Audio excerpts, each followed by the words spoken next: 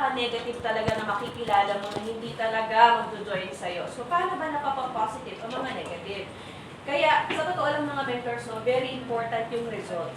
Pakisabi nga results. Results! Ito yung tipong pag meron ka dito, talagang results will speak for itself. Yes. Hindi mo na kailangan mag-convince. Yes. Talagang ito na yung magpapago doon sa prospect mo, kahit gano'n pang ka-negative yan. Paano ko nakuha ni Mentor Jess? Ito yung i-apply ninyo. Noong time na nagkaka-check siya, pinapakita niya, sabi niya, Ate Chris, so, ito yung income ko. Dati mga 10,000 ata yun yung income niya. Basta mga less pa lang yun eh. Pero bilang full-time employee, di ba? Sa totoo lang, malaki na yung mga 6 digits, di ba? Ay, sorry, malaki na yung even mga 5 digits eh. Tama? So, nakikita ko, bilang tayo ay ma-pride. Pag nakikita ako, okay.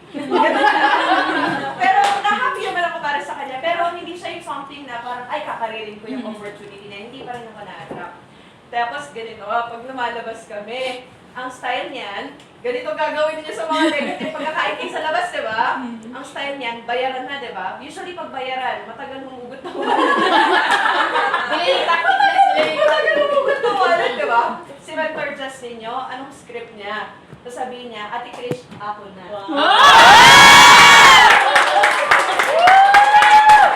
Ganun yan. So, syempre, papabilib niya na ako ng unti-unti. Wow!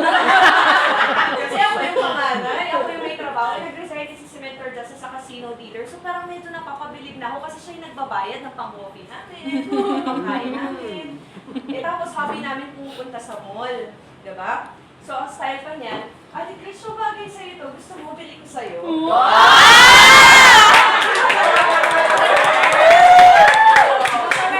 mo yan? Kaya sa sabi ko, grabe to, kumikita siya. Minsan wala mong reaction yung mga negative na tao. Kala nyo walang dating. Pero sa totoo lang, may mga internal conversation. Pero pinipigilan ko pa rin yung sarili ko. Sabi ko, hindi talaga ako. Bahala siya.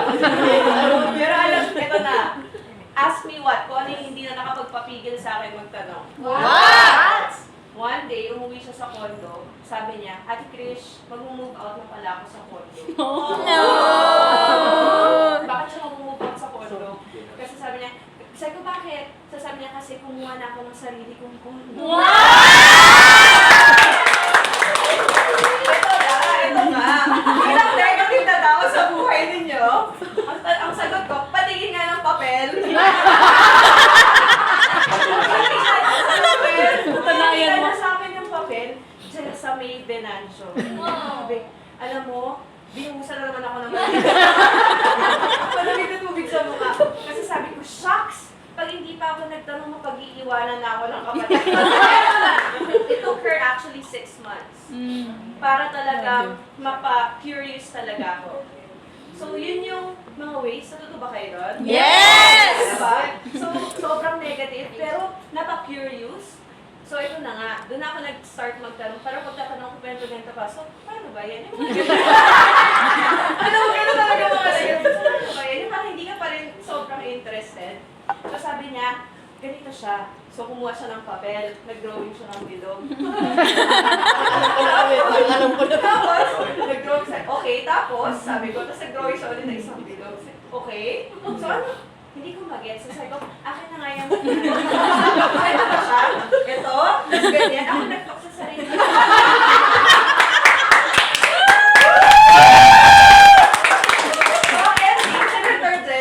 Medyo siguro na ano pa siya, nung bago pa siya sabihin, sige, dadalhin na nga kita sa office. Kasi hindi ko rin naiintindihan eh. Wala pa rin eh. So sabi, dali na nga kita sa office. And pagdating sa office, doon ko nakita yung mentor na hindi ko sa mentor ka.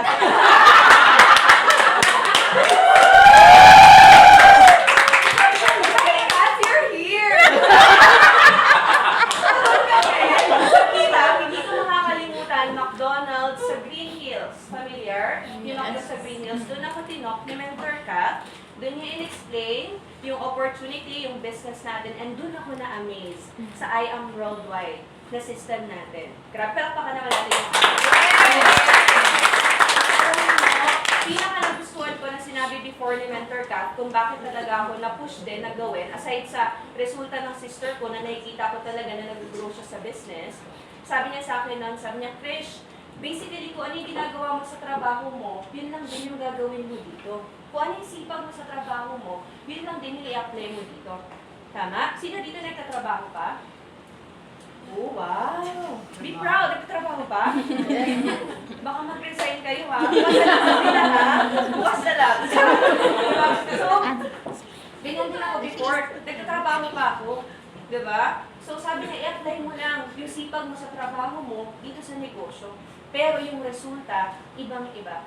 So doon pa lang, sabi ko, o nga no, kasi ang trabaho ko before sa BPO, trainer ako nagtuturo din ako ng mga tao, tama? So kumbaga, yun yung tumatak sa akin na sabi ko, i-apply ko lang yung sipag ko dito sa business natin. And ang pinaka nagustuhan ko na sinabi ni Mentor Kat, tapos ito pa yung i-goal mo. I-goal mo lang magkaroon ka ng isang milyonaryo sa left at isang milyonaryo sa right, milyonarya ka na. Yes. Grabe, no? Yung pinaka sinabi sa akin ni Mentor Kat, so ibig sabihin, tutulong na ako ng isang tutulong na ako ng tig-isa sa left and right ko, nakikita ng malaki, automatic, magkakaresulta ka din. So actually, nagustuhan ko yun kasi, alam mo yun, ang goal mo is hindi lang pansarili mo eh. Yes. Ang goal mo is yung marami kang matulungan under your organization. Amen. Diba? Kaya pinaka-nakakatawa dito, dati yung tumatak sa isip ko tag-isa lang, pero alam niyo sa team natin, more than 30 na po ang millionaires. Grabe! Diba? Kaya naman, sobrang nabaliw ako, sa sobrang, dati negative, diba? Sobrang naging positive naman ako. Sobrang naging positive, ayaw talaga papigil. Hindi ba, kumaga, ano eh, tinoko ko, diba? Minsan kaya pala negative no kasi wala kang pang-join. Wala kasi akong pang-join. Kaya negative wala talaga sasabihin ko, hindi no? Wala akong pang-join. Sabi ni Mentor Kat, di ba closing na, di ba? O ano, anong pipiliin mo dyan? Siyempre, medyo, ka pa, maangas ka pa nung simula, di ba? Pero solid, hindi, sige, mag-join ako. So sabi ko, gagawan ko ng paraan. Kumbaga, hindi pa tapos yung presentation, nasa mind ko gagawan ko ito ng paraan. Actually, umattend na ako ng training dun eh.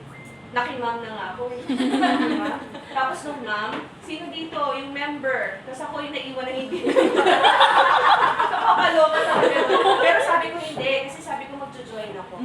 Alam nyo, paano po ako nakapagsimula? Nakiswipe lang po ako ng credit card. In short ng utang. Wala ko sariling credit card nakiswipe lang po ako ng credit card. Kasi nakita ko yung credit card as a way na pwede ka makapagsimula na hindi mo muna babayaran ka agad. Sino dito, parte ng Kaskas credit card gang? Sa mga trabaho, di ba may mga ganon yung nagpapaswipe ng credit card? Dati kasi di ba kapag may gusto kang iPhone, gagawin mo ng paraan, makikiswipe ka ng credit card, tama? So sabi ko, bakit hindi ko gagawin sa business? Di ba? So nakiswipe tayo ng credit card, pero hindi pa dumadating yung first bill ng credit card, nabayaran na po natin. Kaya sabi ko noon, hindi hindi ko mabayaran yung pinag-swipean ko ng credit card, kailangan mabayaran ko kaagad. So isa po tayong patunay na nangutang lang, nakiswipe lang ng credit card, pero grabe na po yung naging resulta dito sa I Am Worldwide. Yes. Pero alam niyo, sige po, tuloy niyo po. Pero alam niyo po, yung pinaka-rewarding po talaga dito sa business natin, kasi alam niyo yung ang dami ko talagang natutunan. Napaka-bless ninyo kasi nung nagsisimula kami, since trial and error pa yung nilin yung I Am Worldwide, hindi ganito eh. Sa totoo lang, kapag nakakita ko ng ganitong mga sessions, lagi pumapasok sa mind ko, napaka-bless ninyo. Alam mo yung natuto ka na, binusog ka pa ng mentor mo. Grabe, di ba? Kami kasi dati natuto lang eh. Di ba? Hanggang madaling araw. Minsan nga nasa coffee shop pa kami, walang nag-order. Kasi wala pang kumikita. Pero kayo, binusog pa kayo ng mentor ninyo. Thank you, Tori! Kasi sa totoo lang, nung nagmamam kami noon, tumatak sa akin noon, sabi ko, grabe no. Sa totoo lang, kung magkakaresulta ka pala sa business natin, bonus na lang yung kikita ka. Pero yung mga matututunan mo, yung mas gagaling ka, mas magiging patient ka, maraming skills yung madedevelop sa'yo, and ang pinakamaganda, yung marami kang matutulungan sa organization mo, yun yung reward sa business natin. Kaya i-treasure ninyo yung ganitong mga mentoring, i-treasure ninyo yung mga learnings, kasi not all the time, makakasama mo talaga ang mentor mo. Okay? Dati kasi nung nagsisimula kami, kasama namin lagi yung mga top mentors namin eh. Pero ngayon, talagang once in a blue moon nakita kasi may kanya-kanya lang binibuild, di ba? So, dapat i-pressure niyo yung ganitong mga sessions. And, eto na nga no, nung nagsimula ako, dati, nung uma-attend din ako ng ganitong mga training and mentoring, doon mas lumalim yung understanding mo sa business. Kaya, isa yun sa mga tips ko rin sa inyo mga men, kung gusto mo na masatawin mo yung negosyo, palalimin mo yung understanding mo sa business. Kasi kapag may times na nagdadahilan ka pa, pag may times na feeling mo hindi mo pa siya priority, hindi yan totoo na wala kang time. Hindi yan totoo na hindi ka capable. You know what the real truth is? The truth is, baka hindi mo pa siya kasi naiintindihan. Yes. Kasi kapag naiintindihan mo yung business, you will do whatever it takes. You will sacrifice your time. You will sacrifice a lot of things para talagang aralin at matutunan mo yung business. Ganun kasi kami yung nagsimula. Sobrang gigil match kami pagdating sa learnings. Dati, di ba, ma'am lang yan, di ba? Sa amin nga, ma'am na eh. Ma'am. Kasi meeting after meeting after meeting after meeting. Ang normal routine namin, naabot kami hanggang 3 a.m., 4 a.m. Kasi non-stop kami kakapamiso talaga sa mga mentors. Kayo nilalapit na yung mga mentors sa inyo para mamiso kayo. Kami kailangan, abangan namin sa pinto yung mga mentors na pinapigin. Alam mo yun? Para talagang makapamiso, lahat ng mentors kakausapin mo para makapamiso. Kasi yun yung totoong gigil talaga sa business. Kasi I tell you mga mentors, kapag naintindihan mo yung business, kapag natutunan mo talaga yung negosyo, ay naku, ma-addict ka talaga sa I Am Worldwide. Yes. Grabe. Kasi dito po natin experience yung mga never pa po natin na-experience sa buhay natin. Okay? Dati nga, di ba, ang goal ko lang magkaroon ng extra income or side income eh. Pero ano po ibinigay ni I Am Worldwide? Okay na ba? Kumita tayo? Di ba, na almost 15 million na po? Grabe! Kasi nag-start din po tayo dito, nag-build ng team, tama ba? So dito nakapag-build po tayo ng grupo, may mga leaders na rin po tayo under our organization, kumita rin tayo ng passive income, almost 15 million na po yung kinita po natin sa building side ng I Am Worldwide. Diba? Dito po tayo nakapaglabas ng mga sasakyan. Diba? Ilang beses po tayo nakahit ng free wheels. Diba may current incentive tayo? Yes. Yung first and second, na-hit po natin yung free wheels na yun. Grabe. Diba? Napaka-bless natin kasi sa I Am Worldwide, namimigay po talaga ng mga libreng sasakyan. Tama? So dito, right now, ang dinadrive din po natin is BMW Z4. Grabe. Tama? Nakapag-travel, more than 10 international destinations for free. Grabe. Diba? Yung last travel natin sa I Am Worldwide, alam niyo ba, buong araw lang naman namin kasama si Park Seo-joon. Yes! Grabe. Alam mo yun, napapanood mo lang, pero buong araw sa shoot niya, kasama mo lang siya. Alam mo yan, dito si Park Seo-joon, nandito ka rin, pinapanood mo siya ng live. Grabe, no? Grabe magpa-experience si I Am Worldwide. Kaya kung ako sa inyo, dapat hindi natin pinapalagpas yung mga incentives, hindi natin pinapalagpas yung mga opportunity, na alam mo yun, hindi lang ikaw yung may inspire, even yung grupo mo. Tama? And dito, no, grabe.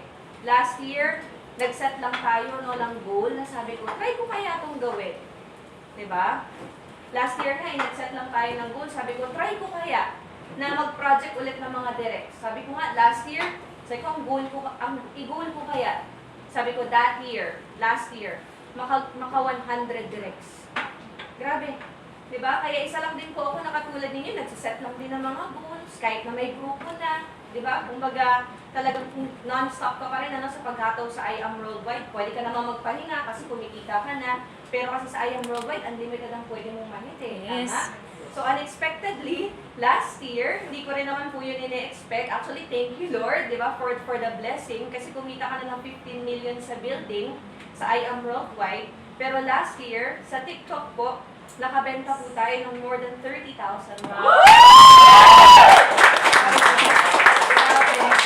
Kumbaga, hindi ko talaga po expected yun. Kaya natutuwa po ako sa mga nagsasabi, no? Na talagang i-hit nila yung pinakamataas. Kasi gano'n naman talaga dapat. Kapag nagsiset ka ng goal, i-hit mo lagi yung pinakamataas. Diba? Kasi ako last year, parang nasa isip ko, sabi ko, grabe, kaya nga ba talaga to? Hindi ko rin alam kung paano ko siya gagawin kasi this is something new to me.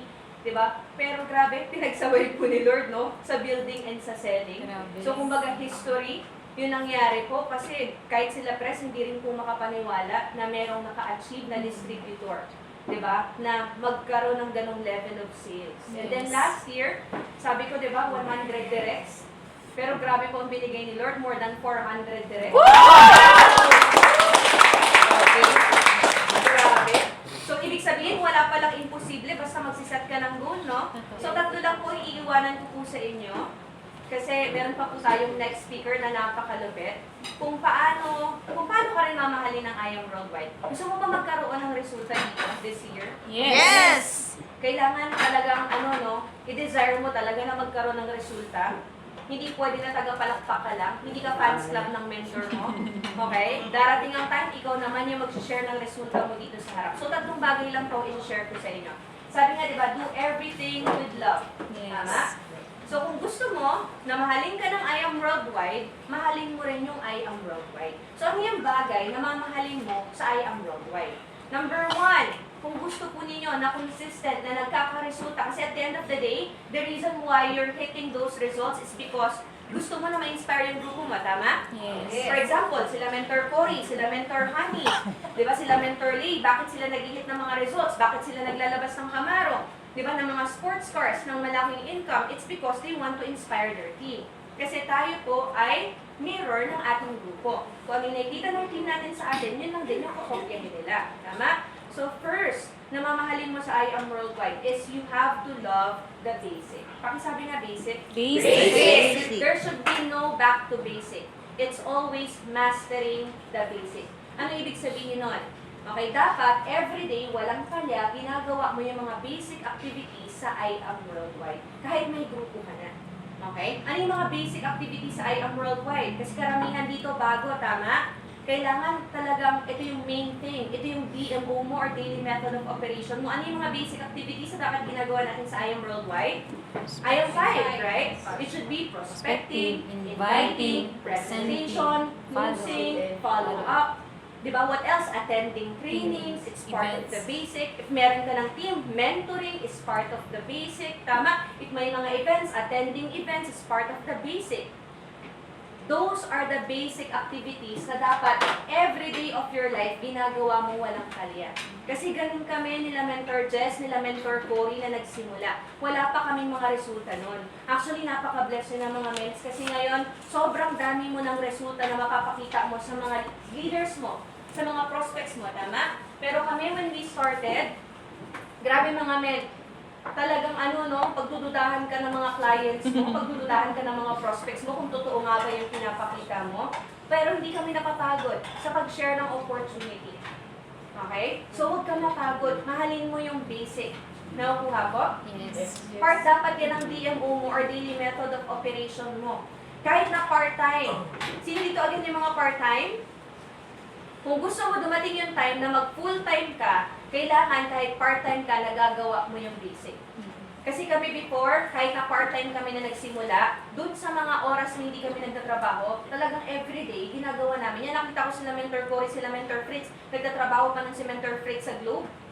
Tama ba? Tapos si Mentor Cory, buntis, pero laging nasa office. Diba?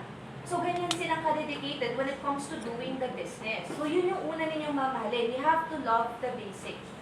Okay? Kapag dumating yung time na hindi ka na nagkaka-DR, hindi ka na kumbaga wala kang bagong resulta, baka possible, iniwan mo yung basic. So, dito kahit may team ka na, you have to show your team that you are doing the basic kasi kukopyahin ng leaders mo kung ano yung ginagawa mo. Okay? Kung minsan napapatanong tayo sa mga leaders natin, bakit wala kayong direct? Baka mamaya ikaw kasi walang direct. Tama? Kaya kailangan, ginagawa mo yung basic everyday. You should never get tired learning kasi doon ka kukuha ng mga learnings na may apply mo sa business. Okay? So yun yung number 1 is you should love the basic. Pangalawa, you should love setting and reaching goals. Alam niyo ba mga men, never ending ang goal setting sa I Am Worldwide. Kahit nag-sapphire ka na, kahit nag-emerald, kahit nag-diamond ka na. Never ending. It's one of the process na talagang paulit-ulit mo talagang gagawin. Hanggat hindi nagka-crown alpha mentor, lahat ng mga nasa team I Ambassadors, hindi kayo titigilan ng Mentor Cory na i-goal setting. Yes. Okay? Kasi ang goal sa iAmbassadors is lahat maging Crown Alpha Mentor, tama? Yes. So you should love setting and reaching your goals.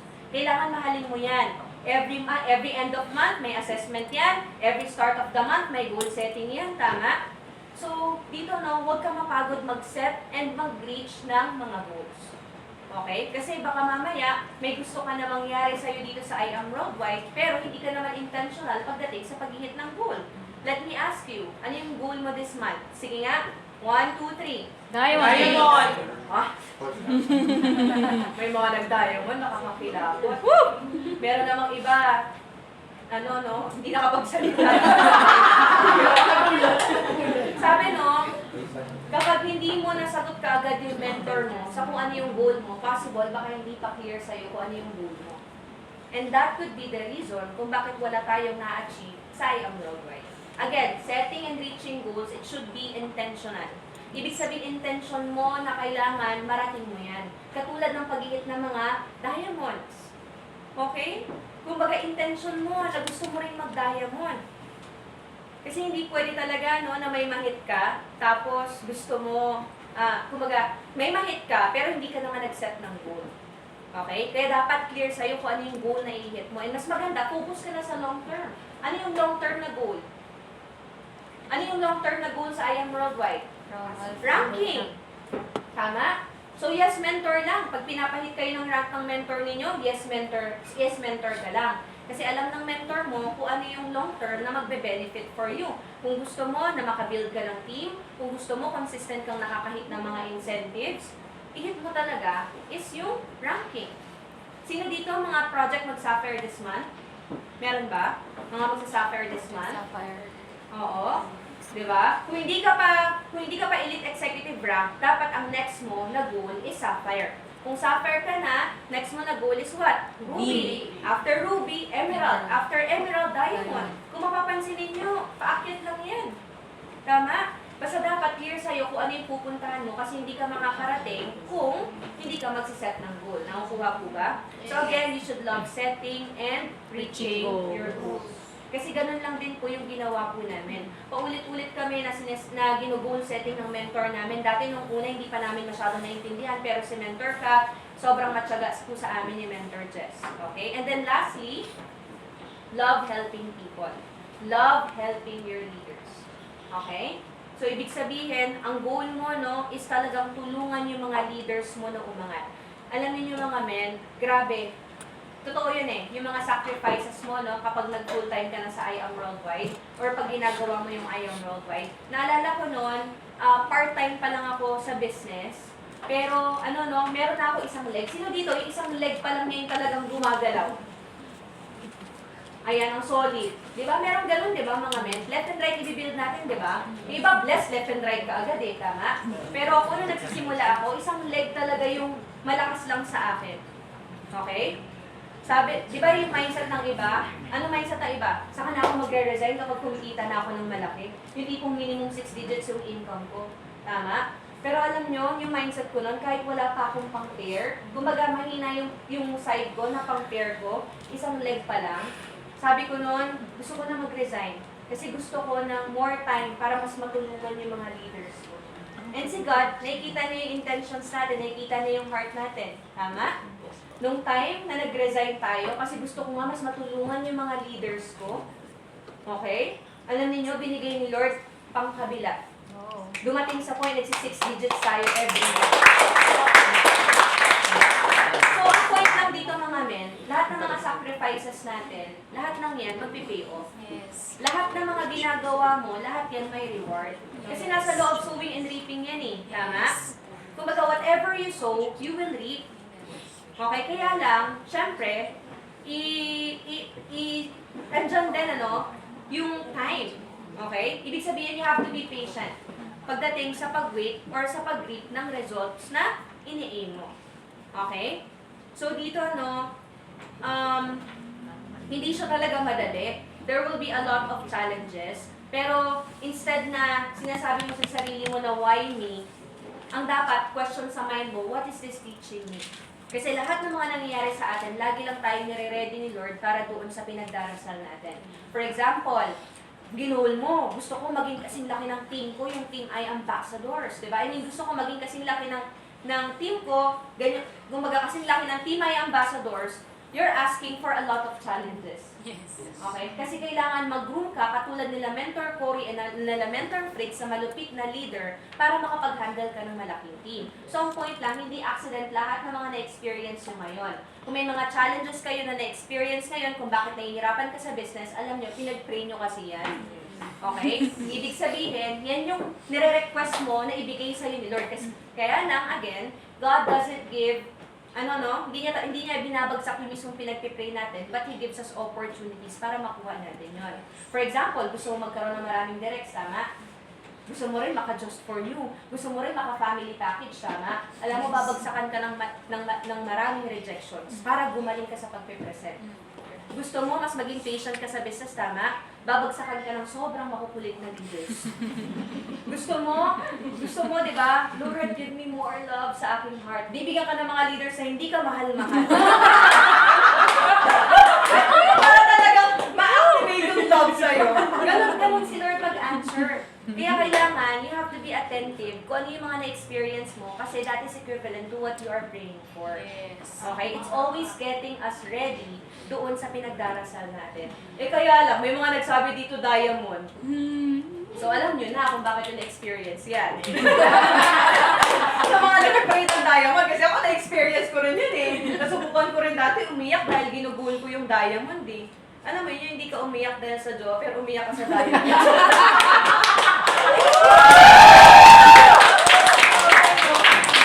Grabe, ganun si Ayang Worldwide, no? Paiiyakin ka talaga. Na-experience ko rin yan mga mentors.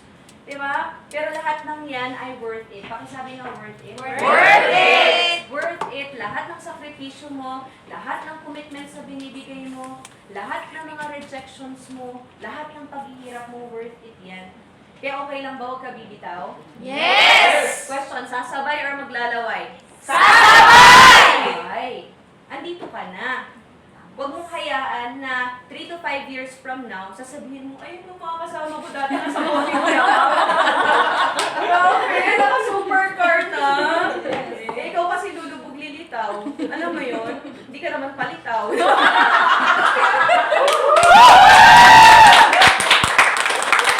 Inaano mo pa na, ano mo yun, sana itodo mo na. Kasi mas maganda na sabihin mo na, buti na lang humataw ako.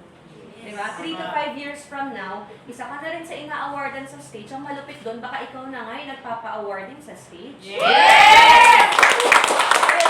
Very excited sa mga susunod na magiging diamond dito sa I Am Worldwide. Marami po bang natutunan? Yes! Walang ata kayo ng tumawa eh. So I hope marami kayong natutunan. And alam nyo naman yan, Team I Ambassadors, every time makikita nyo kami sa office, you're free to approach us, kahit na crossline nyo kami. Di ba sa totoo lang, wala naman, crossline nyo kami, wala kaming benefit dito, sisingilin ko lang si Mentor ko. So, dito, tulungan tayo, ganito yung culture sa I Am Worldwide. So, I hope na yung ganitong culture is maipasa nyo rin sa iba. Kasi wala ditong competition. Lahat tayo, katulad na sinasabi ni Press, we're very humble kasi at the end of the day, we know, hindi naman sa sarili nating sipag nanggagaling lahat ng blessing, di ba? Lahat ng yan ay galing kay Lord. Amen! Amen! Amen!